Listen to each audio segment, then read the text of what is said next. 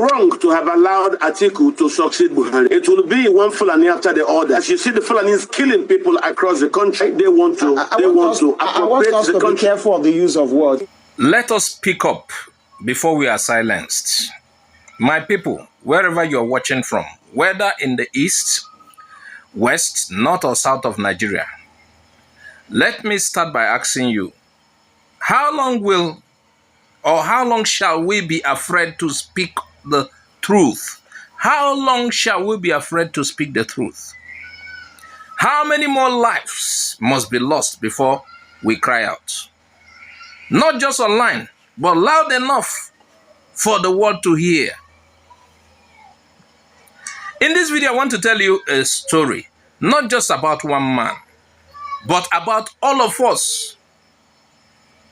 About the pain we carry in silence and the fear we are forced to live with in our land. There was a guest on a national TV program I watched recently. He spoke from the heart, boldly, with fire in his chest. He was not insulting anybody. He was not attacking any tribe. He was saying the truth. He was just telling the truth.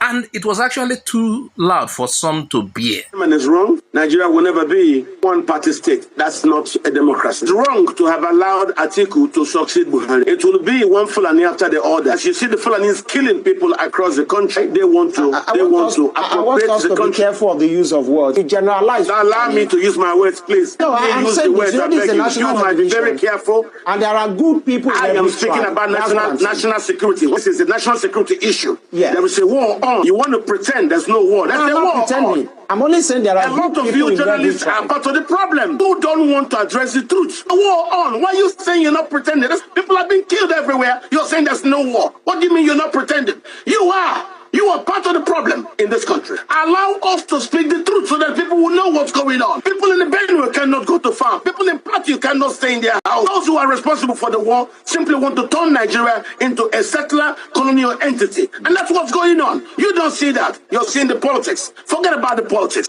There is a real problem in the country. People are not sleeping at night. Even in daytime, our farmers cannot go to farms. I have food security problems. Why?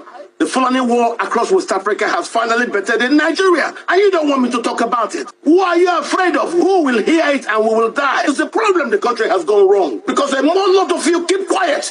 I'm aware of this. Please, when we have a problem like this serious national security issue, we must speak to it. Pretend it doesn't exist. It does exist.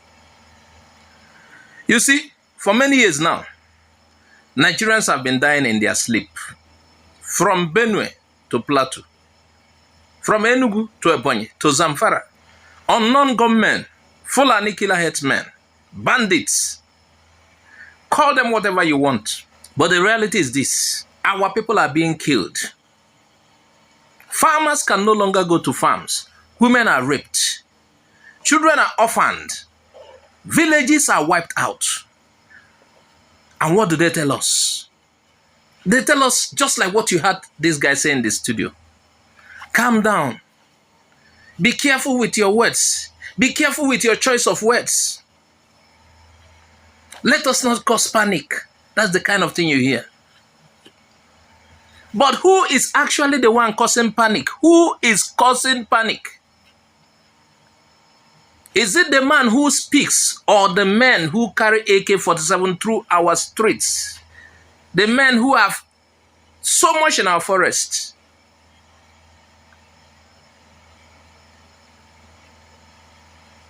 I want to ask you a very important question. Who are we protecting when we silence the truth? Who are we protecting? You are afraid of media censorship, this and that. Some people are afraid. I understand. Even the TV host was afraid. He wasn't afraid of the guests, no. But afraid of the real killers, that they might hear their names on air. The other fear is probably his channel, his radio or TV will get censored. You see, the people who censor others, they are only interested in censorship. So we should keep silent, and these people are slashing our throats. So the TV host was afraid. He wasn't afraid of the gates, no. But he was afraid of the real killers, that they might hear their names on air. Afraid that if we speak too much, we might be targeted. But hear me well. If we all keep quiet, the silence will bury us. And history will ask us, where were you when your people are dying?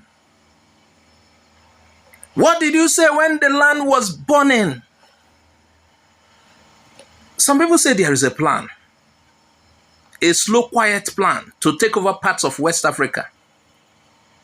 And it's already ongoing. They're almost achieving it. They're not doing this with elections. They're not doing this with developments, but with violence and fear and weapons. Whether you believe this or not, look around you. Why are there armed groups moving forest to forest freely? Why do they have better weapons than the army? Why are the victims blamed? Why killers are not caught?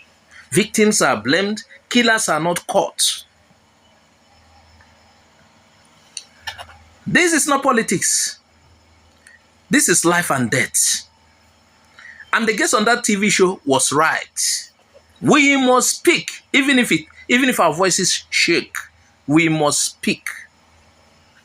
66 children have been displaced following the persistent attacks and killings across 49 villages in the Mangu Council area of Plateau State in recent times. The children have been out of school for a long time. Parents now worry that if nothing is done soon to redress the situation, many children might become a menace to society. My people, these are not just numbers. They are our brothers, sisters, uncles, and neighbors. And let me say it clearly. This is not about the Fulani tribe. There are many good Fulani people. Decent, honest, hardworking Fulani people. We know them. We live with them. But evil has no tribe. Deal with evil people. And those carrying out the killing in the name of cattle, land, or power. They do not represent any tribe. They represent destruction. So what should we do? Number one, don't be afraid to speak. Use your voice, your phone, your camera, your pen. Let the world hear that we are not sleeping anymore. Number two, hold your leaders accountable. They are sponsoring bills to force people to go to vote. How can I vote someone who cannot assure me of my security? He wants to secure a second term. And so, some people are in our bushes killing people, invading us, killing us, having camps in the bush. He doesn't want to deal with them. He tells us, oh, forgive, forgive, forgive. Now, when he says forgive, it is not that he will stop them from coming again. They came again. He will tell us forgive, forgive. Simply because of his selfish motive. He wants a second term. Because people who support that people are the ones who kept him in office. Now, I want us to stay united.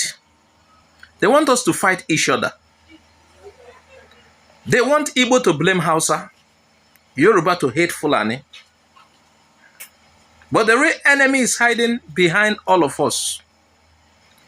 If we don't speak today, we may not live to speak tomorrow. This is IGBO AREA TV, and we will not be silent. Thank you for watching. Please share the message. Let the truth fly beyond our borders. Let it wake up those who are still asleep. Let it give strength to those who are afraid to speak.